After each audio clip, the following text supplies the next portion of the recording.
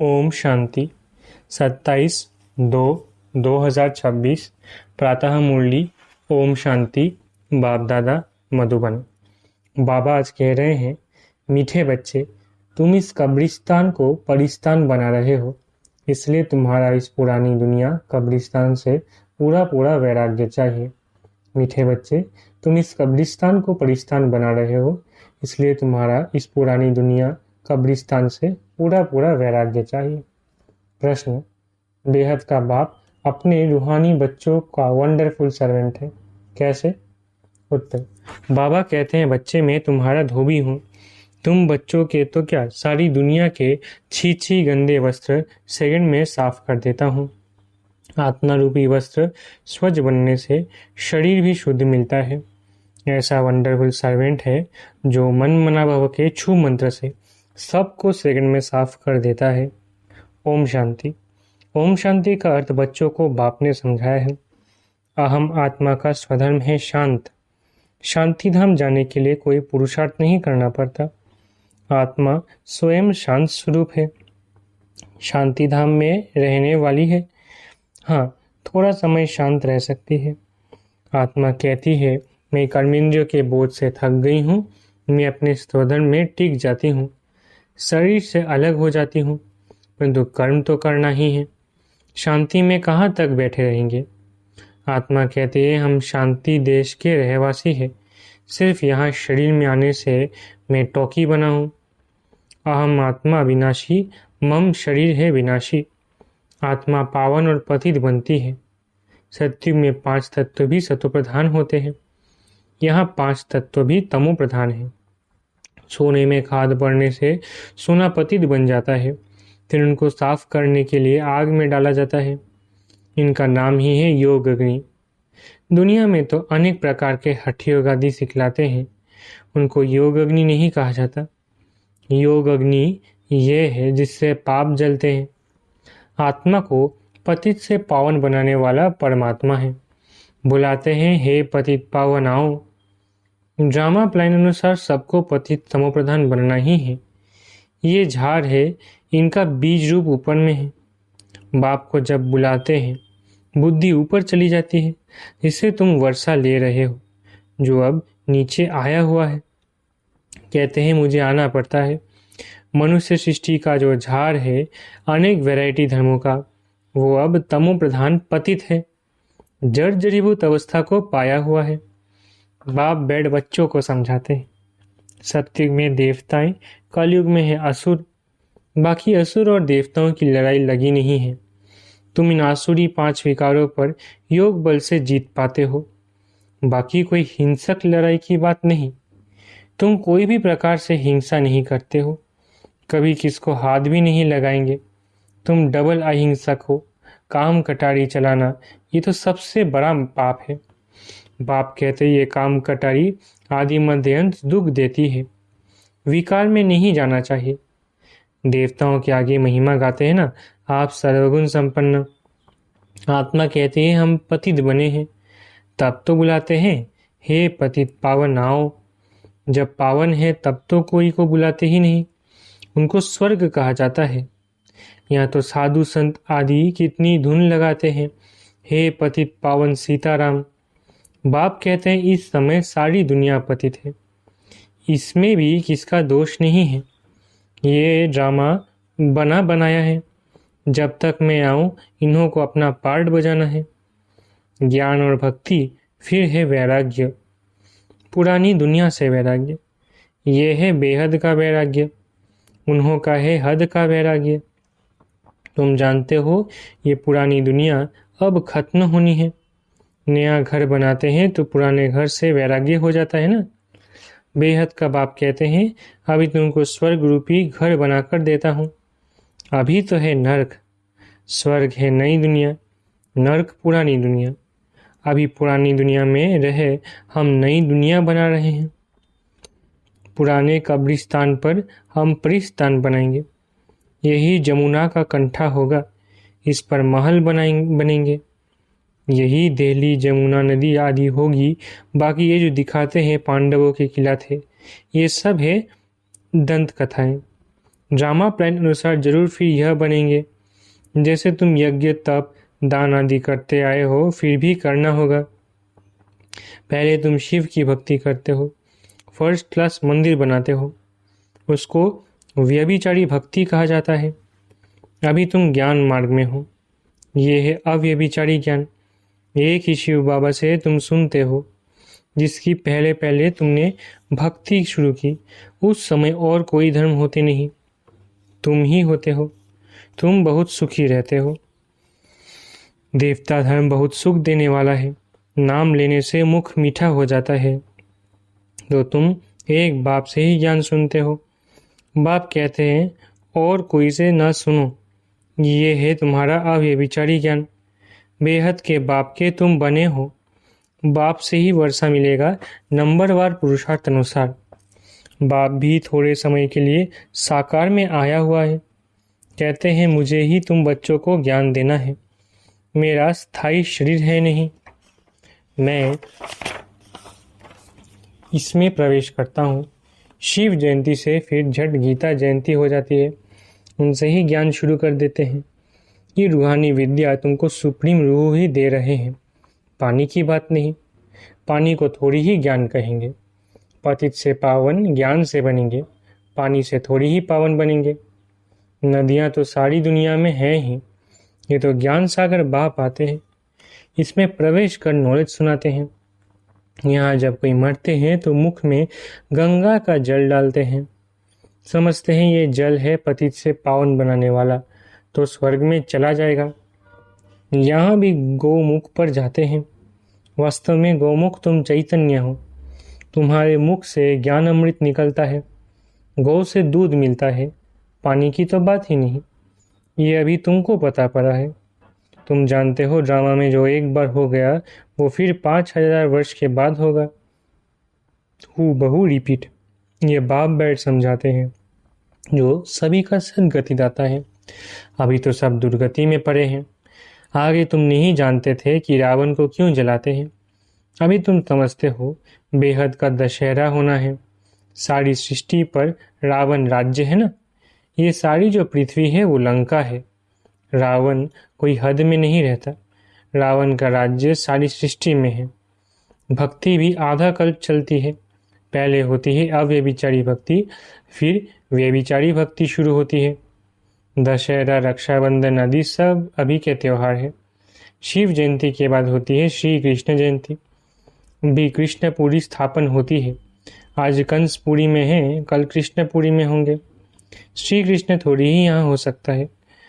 श्री कृष्ण जन्म लेते ही है सतयुग में, वो है फर्स्ट प्रिंस। स्कूल में पढ़ने जाते हैं, जब बड़ा होता है तब गद्दी का मालिक बनता है।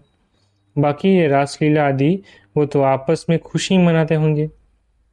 बाकी श्री कृष्ण किसको बैठ ज्ञान सुनाए, ये हो कैसे सकता है। सारी महिमा एक शिव बाबा की है जो पतितों को पावन बनाते हैं।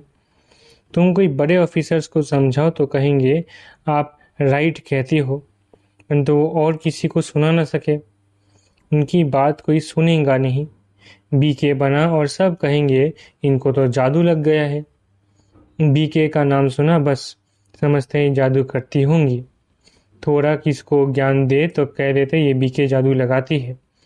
बस ये तो सिवाय अपने दादा के और किसको मानते नहीं, भक्ति आदि कुछ नहीं करते। बाबा तो कहते हैं किसको मानना मना नहीं करना है कि भक्ति ना करो, आप ही छूट जाएगी। तुम भक्ति छोड़ते हो, विकार छोड़ते हो, इस पर ही हंगामा होता है। बाबा ने कहा मैं रुद्र ज्ञान यज्ञ रचता हूँ, इसमें आसुरी संप्रदाय के विघ्न पड़ते हैं।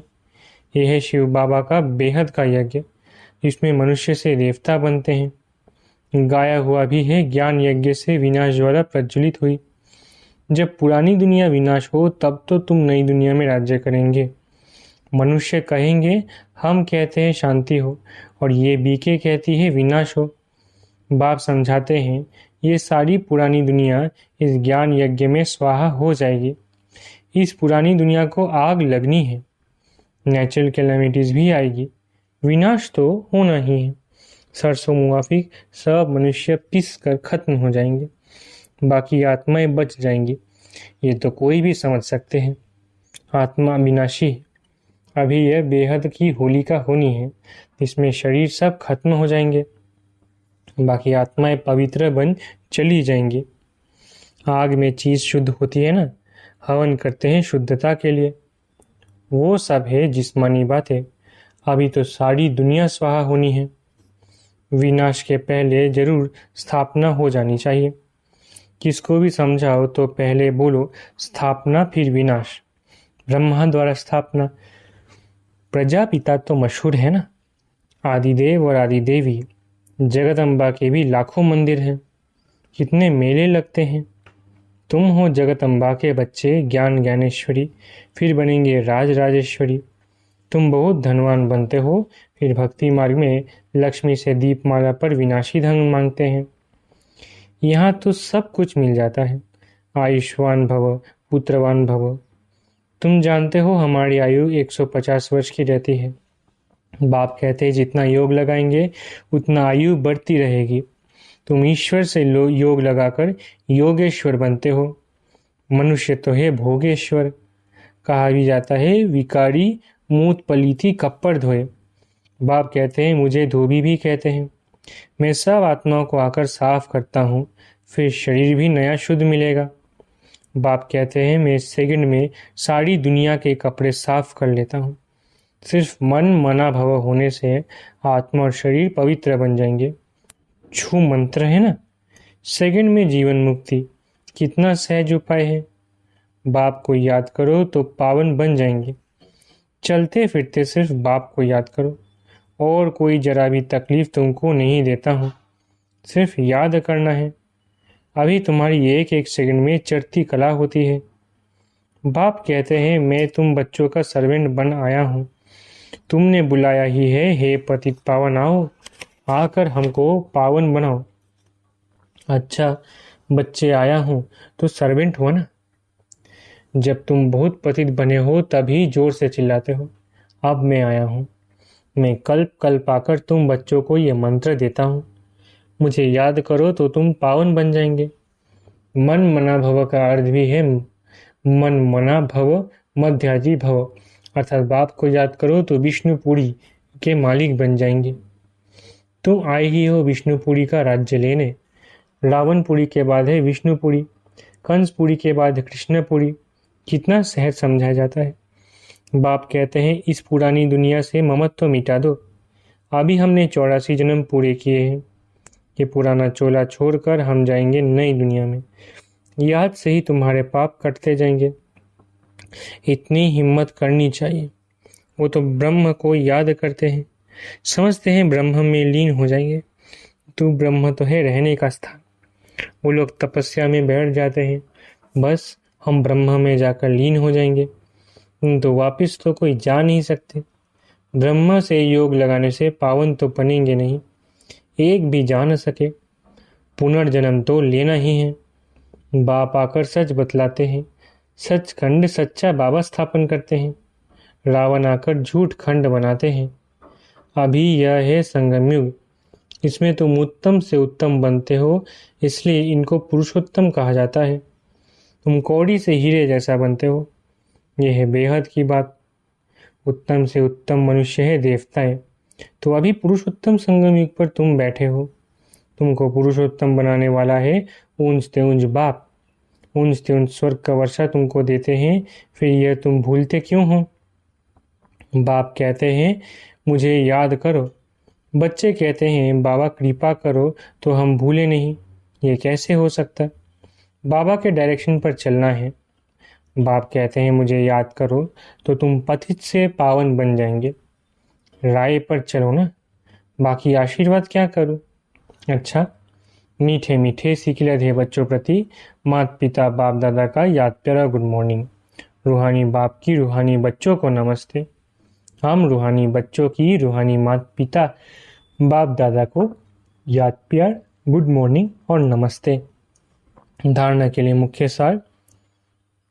पहला, बाप के हर डायरेक्शन पर चलकर स्वयं को कौड़ी से हीरे जैसा बनाना है। एक बाप की याद में रहे स्वयं के वस्त्रों को स्वच्छ बनाना है। दूसरा, अब नए घर में चलना है, इसलिए इस पुराने घर से बेहद का वैराग्य रखना है। नशा रहे कि इस पुराने कब्रिस्तान पर हम परिस्तान बनाएंगे। वरदान, रहम की दृष्टि द्वारा घृणा दृष्टि को समाप्त करने वाले नॉलेजफुल भव। रहम की दृष्टि द्वारा घृणा दृष्टि को समाप्त करने वाले नॉलेजफुल भव। जो बच्चे एक दो के संस्कारों को जानकर संस्कार परिवर्तन की लगन में रहते हैं, कभी यह नहीं सोचते कि ये तो है ही ऐसे, उन्हें कहेंगे नॉलेजफुल। वे स्वयं को देखते और निर्विघ्न रहते हैं। उनके संस्कार बाप के समान रहम दिल के होते हैं। रहम की दृष्टि घृणा दृष्टि को समाप्त कर देती है। ऐसे रहमदिल बच्चे कभी आपस में खिटखिट नहीं करते। वे सपूत बनकर सबूत देते हैं। स्लोगन, सदा परमात्म चिंतन करने वाले ही बेफिक्र बादशाह है। उन्हें किसी भी प्रकार की चिंता नहीं होती। स्लोगन, सदा परमात्म चिंतन करने वाले ही बेफिक्र बादशाह है। उन्हें किसी भी प्रकार की चिंता नहीं हो सकती। अव्यक्त इशारे, एकता और विश्वास की विशेषता द्वारा सफलता संपन्न बनो। स्वोन्नति और सेवा की उन्नति दोनों में एक ने कहा, दूसरे ने हाँ जी किया। ऐसे सदा एकता और दृढ़ता से बढ़ते चलो। जैसे दादियों की एकता और दृढ़ता का संगठन पक्का है, ऐसे आप रत्नों का भी संगठन पक्का हो तो संगठन की शक्ति जो चाहे वो कर सकती है। संगठन की निशानी का यादगार है 5 पांडव। अच्छा, ओम शांति। शुक्रिया बाबा।